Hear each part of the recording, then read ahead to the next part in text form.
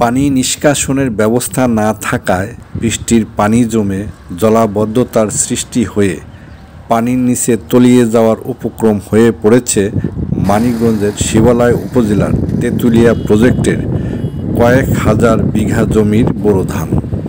গত কয়েকদিন ধরে একটানা বৃষ্টির কারণে এ জলাবদ্ধতার সৃষ্টি হয়েছে। এ প্রজেক্টের সবগুলো জমির ধানই পড়েছে পানিতে। ধান তলিয়ে যাওয়ার আশঙ্কায় আধা পাকা ধান কাটতে শুরু করেছে কৃষকরা।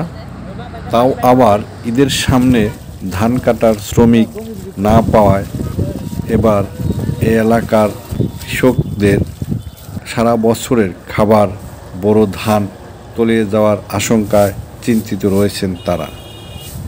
অতি দ্রুত এই পানি নিষ্কাশনের জোর দাবি জানিয়েছেন স্থানীয় কৃষকরা।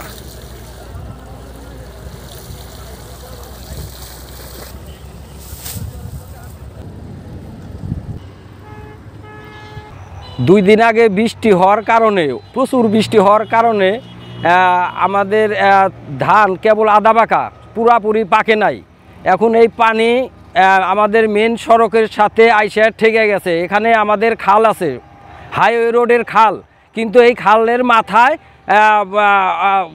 উঁচা, যার কারণে পানি গড়াইতেছে না, পানি ফিক ধরে ধান আমাদের তলায় যাচ্ছে। এদিকে ঈদের সামনে কামলার দাম অনেক বেশি, অনেক মজুরি বেশি, 1200-1300 টাকা একটা কামলার মজুরি।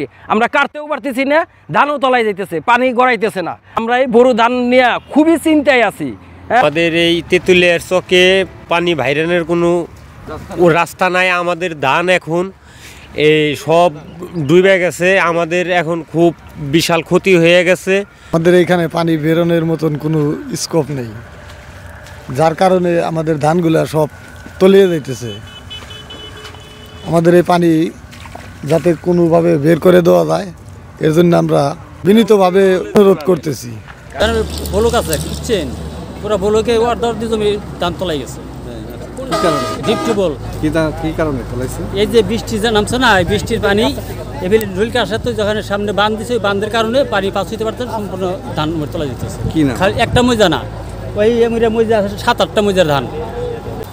এই যে টাকা পয়সা দিয়ে এত টাকা পয়সা খরচ করে নয়ে আমরা ক্ষেত খোলা করছি, তো হে ধান তলাই গেছে। এই কামলা 1000 টাকা করে কামলা রয়েছে। আমরা কোনোভাবেই মানে কামলা পাওয়া যাইতেছে না, কোনোভাবে আমরা কাজ করে পারতেছি না।